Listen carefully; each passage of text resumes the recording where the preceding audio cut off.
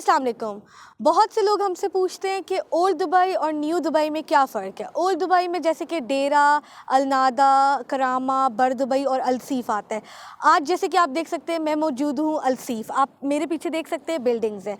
इसमें से मोस्टली ज़्यादा ओल्ड बिल्डिंग्स हैं और कुछ नई बिल्डिंग्स वो बना रहे हैं और बन भी रही है, जैसे कि उस साइड पे भी। बेसिकली ये जो ओल्ड दुबई है ये है होलसेल मार्केट दुबई की। जो आपको चीज़ें न्यू दुबई में नहीं मिलती वो आपको ओल्ड दुबई में चीज़ें मिल सकती हैं।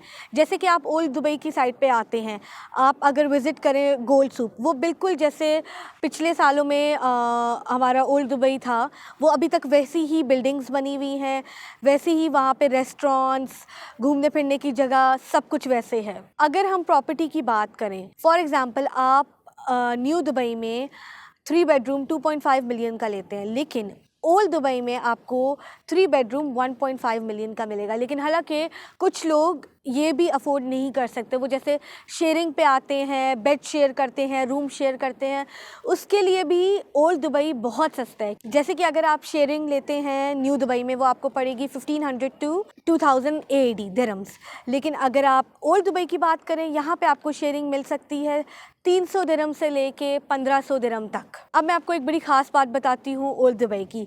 यहाँ पे ट्रांसपोर्टेशन बहुत ज़्यादा इजी होती है। फॉर एग्ज़ाम्पल मैं यहाँ पे आई हुई हूँ, आप देख सकते हैं मैं बर दुबई की साइड पे हूँ। अब मुझे डेरा की साइड पे जाना है और आप देख सकते हैं ये बहुत लंबी वॉक होगी, मुझे घूम के जाना पड़ेगा। लेकिन यहाँ पे मेरे पीछे यहाँ पे बोट्स खड़ी हुई हैं, यहाँ पे RTA की बोट्स भी होती हैं।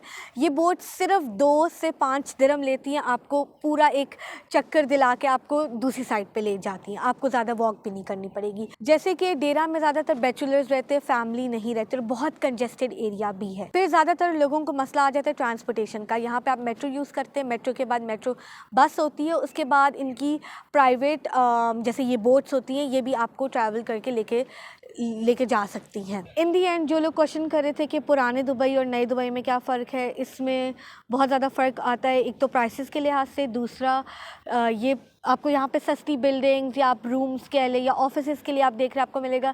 लेकिन इसका ये मतलब नहीं यहाँ पे बिज़नेस नहीं चलेगा, यहाँ पे भी आपका बहुत अच्छा बिज़नेस चलेगा। जैसे कि आप मेरे पीछे देख सकते हो रोलेक्स की बिल्डिंग भी है, तो वो अगर बिज़नेस चल रहा है यहाँ पे तो आपका बिज़नेस भी ज़रूर चल सकता है। Thank you very much.